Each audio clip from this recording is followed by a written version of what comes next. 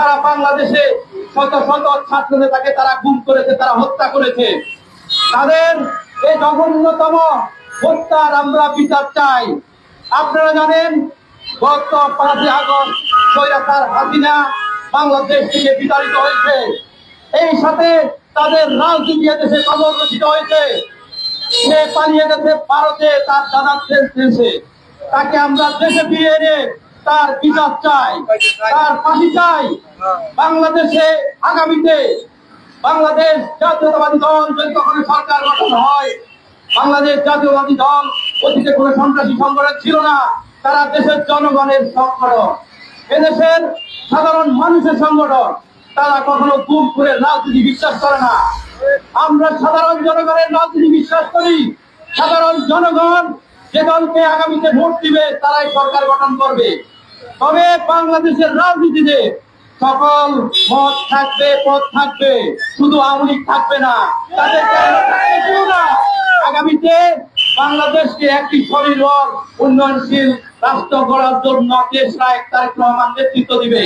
সেই নেতৃত্বকে আমরা বুকে লালন করে আমরা আগামী দিনে একটি সুন্দর উন্নত বাংলাদেশ গড়ব। ছাত্র সমাজ সেই সুযোগ করে দিয়েছে বাংলাদেশকে। সেই সুযোগ আমরা ইনশাআল্লাহ বাংলাদেশ জাতীয়বাদী ছাত্র দল সহ বাংলাদেশের অন্যান্য ছাত্র সংগঠনগুলা বুকে লালন করে এবং বাংলাদেশকে একটি উন্নতশীল সমৃদ্ধ দেশে পরিণত হবে। আপনারা জানেন 5 আগস্ট কি হয়েছে? সারা দেশে বাংলাদেশের ইতিহাসে 1971 সালের পর কোনো এত মানুষ হত্যা হয় নাই, এত মানুষ খুন হয় নাই। ছাত্র যুব সহ সকল শ্রেণীর রিকশাওয়ালা থেকে শুরু করে শ্রমিক সবাই হত্যাকাণ্ডের শিকার হয়েছে। হাসিনা দেশের হাজার হাজার মায়ের বুক খালি করেছে, 2000-এর কাছাকাছি মানুষ হত্যা করেছে। তাই এই জগৎ দখল ফাটলকে আমরা সরিয়েছি। আমরা ছাত্র সমাজ এবং এদেশের নবীন প্রবীণের একটি আগামী দিনের বাংলাদেশ হবে সুন্দর স্বনির্ভর। আমরা সবাই ঐক্যবদ্ধ থেকে আগামী দিনে বাংলাদেশের রাজনীতিকে সুন্দর করব, বাংলাদেশের রাজনীতির সকল কাঠামোকে সুন্দর করব, দেশে সংস্কার হবে। আপনারা জানেন বাংলাদেশের সবচেয়ে জনপ্রিয় দল বাংলাদেশ জাতীয়তাবাদী দল। তাই ছাত্র সমাজের সাথে বাংলাদেশ জাতীয়তাবাদী ছাত্র দল সকল প্রকার নৈতিক কাজে এক অংশগ্রহণ করে। কেউ বাংলাদেশ জাতীয়তাবাদী ছাত্র দলকে আগামী দিনে দমিয়ে রাখতে পারবে না ইনশাআল্লাহ।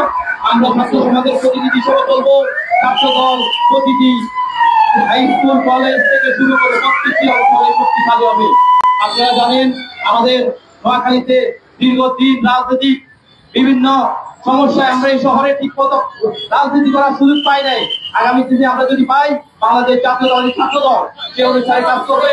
এই বলে আমি আমার সংক্ষিপ্ত বক্তব্য শেষ করছি। বাংলাদেশ জাতীয়তাবাদী দল জিন্দাবাদ, শহীদ জিয়া অমর হোক, ছাত্র দল জিন্দাবাদ। আসসালামু আলাইকুম।